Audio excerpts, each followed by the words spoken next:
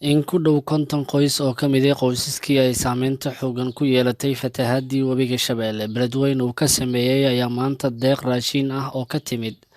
walaalaha Sadaqa Jaariya waxaa ururka Danwadaag ay u qaybiyeen qoysaskaasi. Deeq qaybinta oo ka dhacday xaafadda Xawataako ee Beledweyne qayb ka mid ah ayaa qoys walba waxaa la guddoonsiiyey raashin ka kooban bur, bariis, sokor iyo saliid si noloshooda ay ugu maareeyaan. Qaar ka mid ah qoysaskii ka faa'iidaystay deeqda raashinka ah ee ka timid walaalaha Sadaqa Jaariya ayaa warbaahinta la hadlay waxayna ka mahad celiyeen deeqda raashinka ah ee loo qaybiyey. Bismillaahi Raxmaani Raxiim walaalahayna Sadaqa Jaariyada noo soo dhiibay waa u mahad celinaynaa magan alla magan rasuul walaala jiro iyagana cadaawada Allah ka qabto. Raashinka waxaa waa saliid iyo bur iyo sokor iyo bariis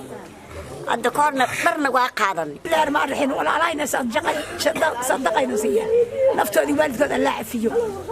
waxa ku ilaahay waxa la siiyay waxa qayr badan Allah siiyo inta wixii Allah ka badbaadiyo wax guulo iyo wax gaada ilaahay ma tuso halkaan aniga uu ka raashin qaadna Beledweyne saan u imid waxa ka kooban yahay bariis baasta kuma jirto iyo bur iyo sokor aag saliid oo saddex la walaalaha Sadaqa Jaariya oo u mahad celinayna bur sokor bariis saliid intaasayna siiyay نسي لأن نصوصي من اللي محدثين أنت نصل لتنا أدوك لها كقبت أنت نصل دادين أدوك لها كقبت نصل هذا قرء لها كذا ورها سلسلتين والحم إذا سلسلت ولا لها هذا جاري وأول هذا اليمين غيرنا لها سي ما أنت محرشين ولا ذي سي ما حد نسي سكر بريس بر الحول الله أشهد ما في جوال الله لغة إبن الأولى سيدانك الله كقبته قال هاي نصبح حسوستي ونصر أديب إلهي وحكب إلى ما شاء الله سلام محرشين وما أنت قاتين بر سكر سليد بر أقادم walaalahayna Jaariya oo u mahad celinayna bur iyo saliid iyo sokor iyo nasiib bariid. Xudayfi Cabdiraxmaan Xasan oo ah gudoomiyaha ururka Danwadaag ee Soomaaliya iyo Maxamed Maxamuud Goodax oo ah gudoomiyaha ururka Danwadaag ee gobolka Hiiraan oo shaqada fuliyay ayaa warbaahinta la hadlay waxayna dhankooda ay sharaxaad guud ay ka bixiyeen tirada qoysaska maanta ay wax siiyeen iyo raashinka ay qaybiyeen waxa uu ka koobnaa. بسم الله الرحمن الرحيم مانتو سبتيا waxaan sameynay feeskii saddexaad sadaqa ay soo dhiibteen walaalaha Sadaqa Jaariya maanta waxaan ku dhawaad 50 qoys aan u qaybinay raashinka noocyadiisa kala duwan sida bur bariis sokor iyo saliid ay soo dhiibteen walaalo ku midoobay magaca Sadaqa Jaariya oo jooga daafaha caalamka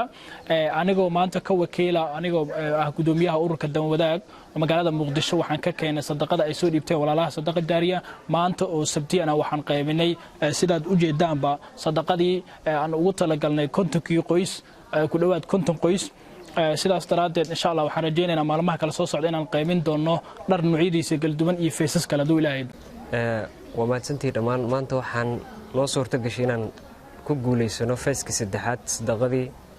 walaalaha Sadaqa Jaariya oo maalmaha baan ka wadnay magaalada Beledweyne dadka ay dhibaatada fatahaadu ay ku dhacday maanta waxaan ku guuleysanay feeskii saddexaad oo ah raashin inaan u qaybino ku dhawaad 50 qoys